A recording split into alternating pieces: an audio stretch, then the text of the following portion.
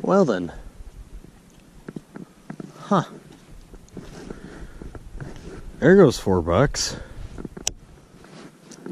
Well, everybody, that is how you want to start off your morning. Welcome back to another episode of Lip Ripping Outdoors, everybody. And as you can tell, I am off to a great start. Just casting off a jig, you know, no big deal. I'm out here in December, so it's going to be a cold bass bite.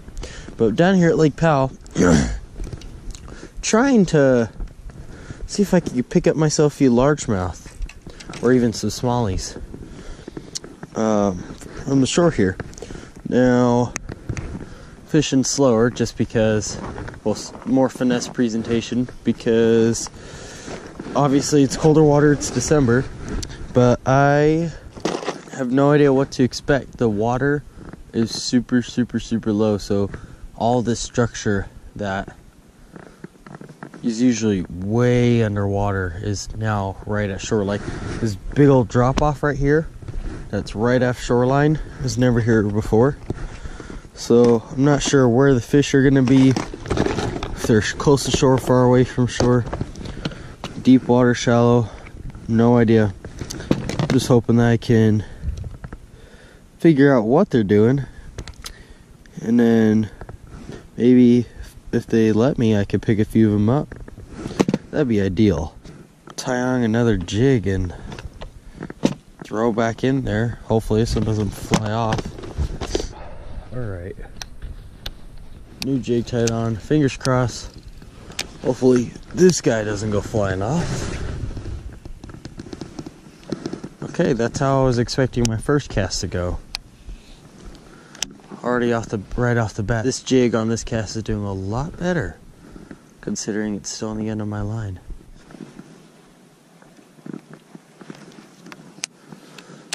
Okay, on to new spot.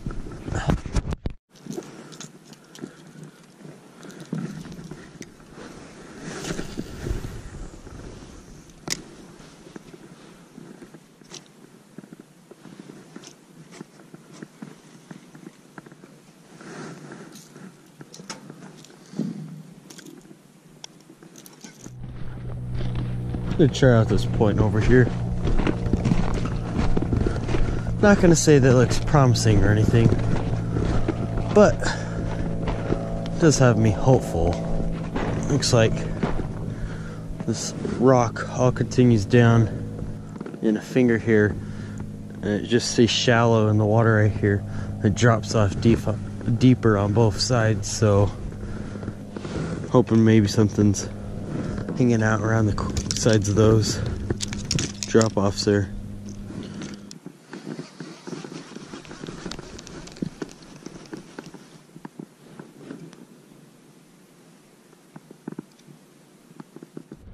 Dude, I came around this bend. I've seen 3 largemouth already. Hopefully I can get one of these things to bite, but it seems like I'm kind of in the right place now.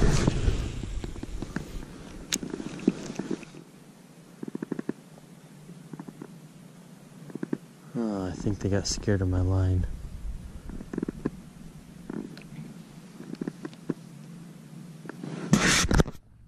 Oh, there's a third. So that makes 4 largemouth now that I've seen. And they're all big ones too. There's the one oh my gosh. The smallest one there's probably 2.5 pounder.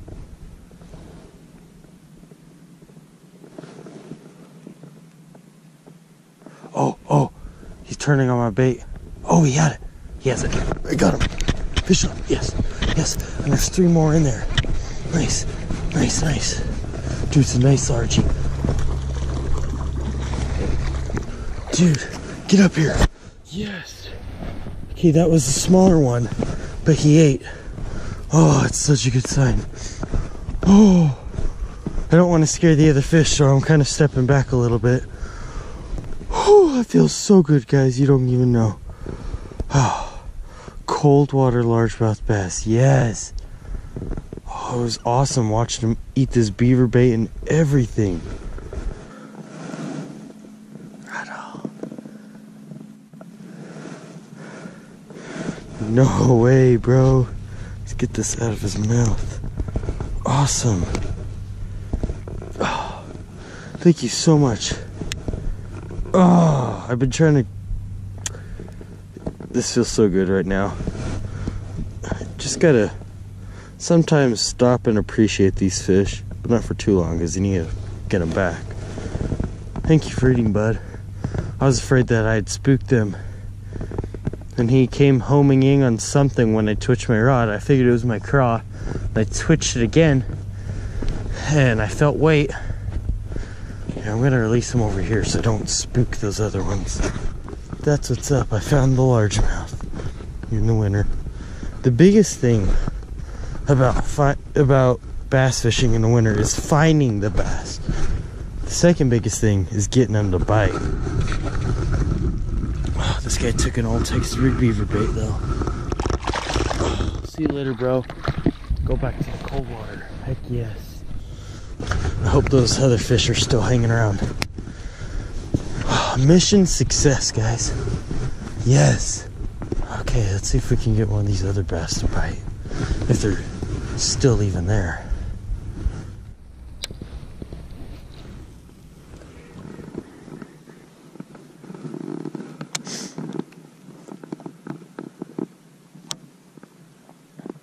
Well, as much as I want to stay and fish around on this point here, there's more water to be fished. And hold on. Never mind. I got a fish. There we go.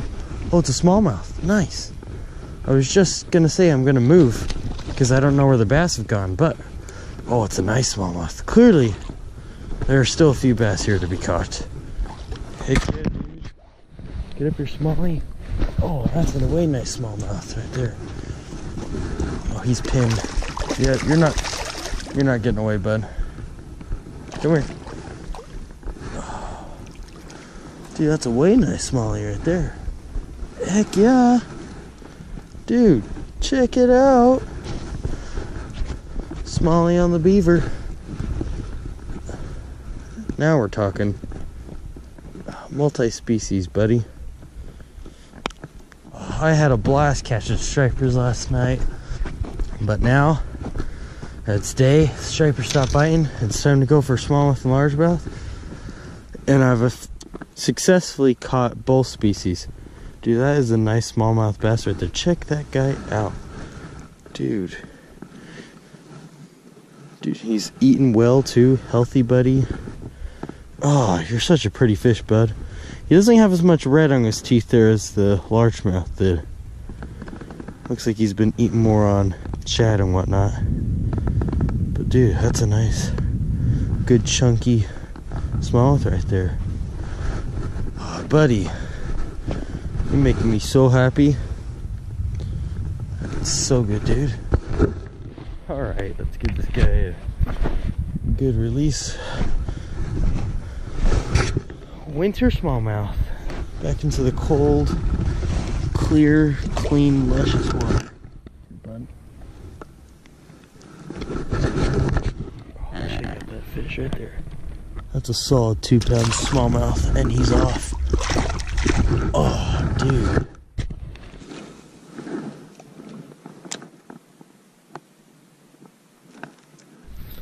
What is up, everyone? We are back here at the houseboat. Yeah, wasn't the best bass fishing trip for me. Sorry, I only caught 2 bass. The problem was that they were up super shallow and inches of water warming themselves up in the sun.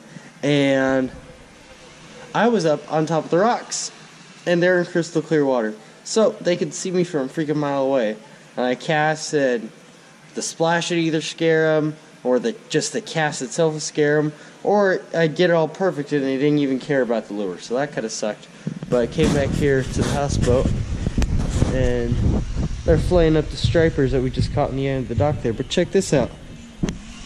That's one of my jig heads. Actually, it's my only jig head that I snapped off last night on the striper. And they found that in the gut and one of the stripers that they're filleting. So that's pretty dang awesome right there. I got my jig head back. Let's go over here and check these stripers out. These guys are filleting up. Check it out.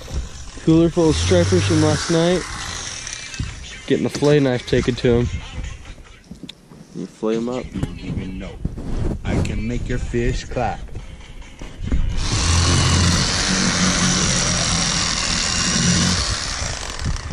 Best way to do this with an electric Rapala knife. We've used the rechargeables a lot, but it's nice just got power, you might as well use it.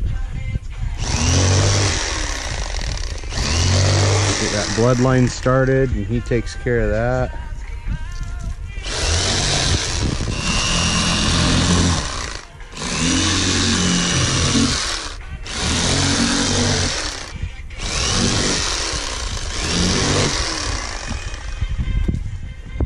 There you go, fastest way to fillet up your stripers and get all that delicious white meat out of there.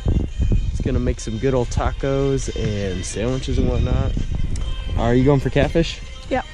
Yep, so what you can do with your scraps from filleting these guys up, like that red meat right there, take that, throw it on the jig head, drop it down for some catfish.